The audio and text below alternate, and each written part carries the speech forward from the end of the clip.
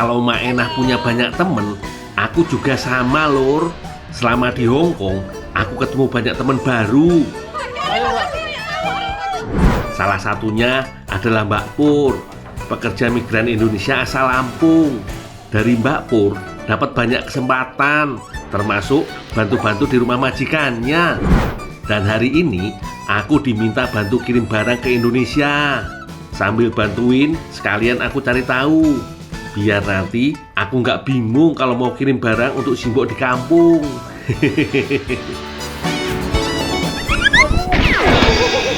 Saking banyaknya barang, sampai podo merusut kabeh lur.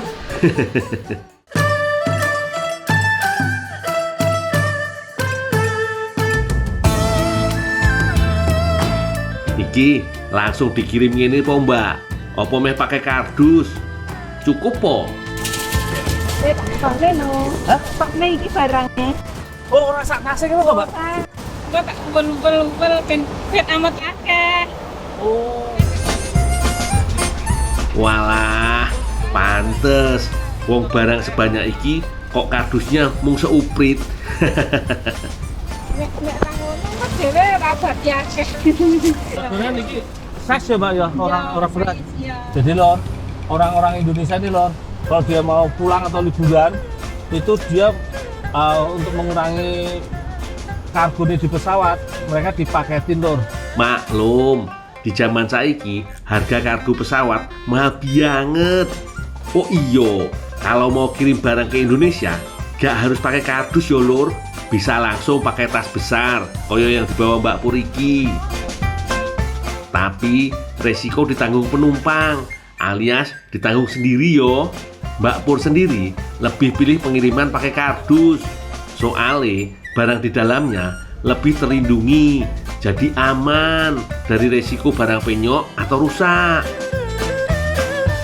Ongkos kirimnya dihitung berdasarkan ukuran kardus lur. Makanya jasa pengiriman menyediakan 5 pilihan ukuran kardus dengan harga yang berbeda. Jelas, makin besar kardusnya, makin mahal juga harganya. Nah, ben muat banyak, Mbak Pur punya triknya lur. Semua baju-bajunya digulung satu persatu begini. Nah lor, jadi lor, untuk paketan ini ya lor, ini semua barang boleh dimasukin lor, kecuali barang-barang elektronik dan barang-barang berharga lor. Mau sepatu, tas, baju-baju, batu juga boleh lor. Sing penting jangan barang pecah belah aja lur, biar gak berisiko saat proses pengiriman berlangsung. Saya tak ambil hadiah dulu ya. Oh, ada apa tadi ya? Iya.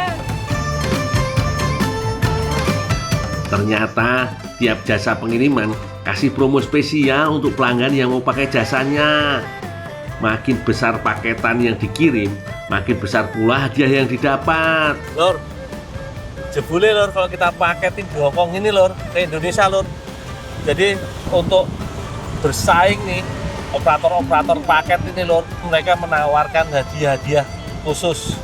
Jadi supaya untuk menarik TKW-TKW ini bisa marketin ke operator mereka. Lur, tas-tas besar ini ternyata bukan barang yang udah fix dikirim ke Indonesia yo.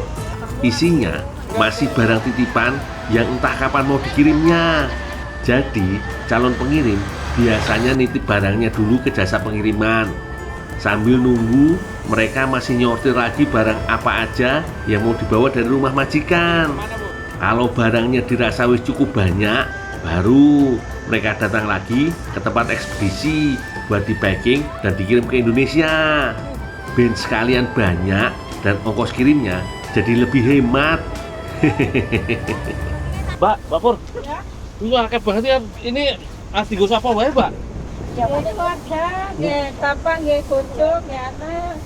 Oh, oleh-oleh ceritanya itu ya.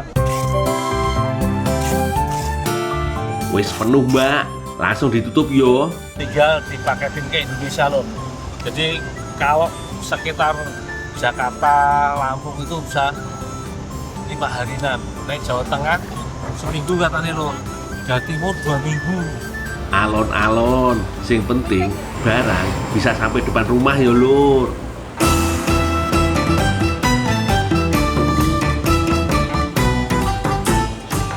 Setelah bantuin Mbak Pur, aku lanjut kerja di salah satu toko roti legendaris di daerah Wancai. Toko roti iki wis berdiri sejak tahun 1956 lur. Legend tenan pokok men. Yang bikin aku ngumun jam seberapapun selalu rame. Menjual roti, teh, dan kopi. Ada juga pineapple bun, roti isi, kue gulung, egg sandwich, sampai milk tea khas Hongkong juga ada. Tapi yang paling spesial menurutku yo egg star iki lur. Hampir semua orang yang datang pasti pesan menu satu ini. Kulitnya pakai puff pastry berlapis yang dibuat dari adonan tepung dan mentega. Tepung diisi pakai adonan telur yang dicampur susu dan gula. Lanjut dipanggang sekitar 25 menit sampai bagian tengahnya mateng. Tapi teksturnya tetap lembut dan lumer. Serunya lagi, pastry-nya kelihatan berlapis dan renyah banget. Nah, tadinya aku mau kerja jadi tukang bikin roti, tapi malah diminta jadi pelayan lur. Ora apa-apa wis, sing penting cuan. Masalah seragam, ojo ditanya lah yo. Maklum, aku kan baru kerja sehari, jadi masih belum dapat seragam kayak mereka-mereka ini. Kerjaanku harus sigap ngeliatin meja mana yang udah kosong tapi masih kotor. Langsung tak bersihin secepat mungkin, biar pengunjung berikutnya bisa langsung duduk. Soalnya perputaran pengunjung di sini cepet banget. Baru ada yang berdiri gak sampai semenit, biasanya udah ada pembeli lain yang datang. Karena bahasa kantonku belum terlalu lancar, aku belum dibolehin terima pesanan. Daripada nanti salah paham sama pelanggan, sementara aku cuma kebagian nganter makanan aja lur. Cuma dibekali nomor meja, wis pasti nyampe tujuan. Enaknya jadi karyawan baru, aku dikasih tester lur. Suruh nyobain semua menu yang dijual di toko roti tempatku kerja. Yo wis, yang pertama mau tak coba pineapple bun.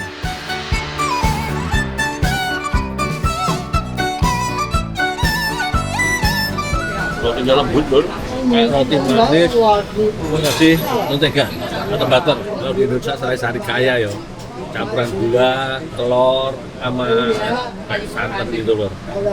Jadi dia cita rasanya manis.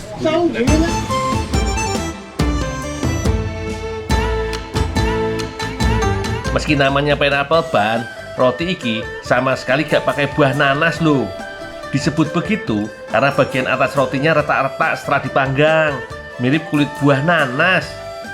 Yang kedua, tak cobain ektarnya yang tampilannya menggoda banget.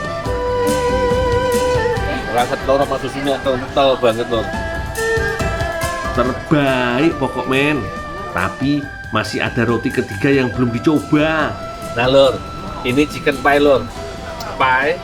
Nah, di sini daging ayam lor. Rasa kolet ayamnya kerosok banget tuh. Enak banget. Juga main di Indonesia yo. Kalau Indonesia biasanya ayamnya suwir-suwir. Ini bentuk kayak korek. Lur, aku beruntung banget bisa kerja di sini. Gak cuma dapat pengalaman, tapi juga bisa nyobain langsung semua menu andalan. Perut kenyang, dapat cuan. Mantap.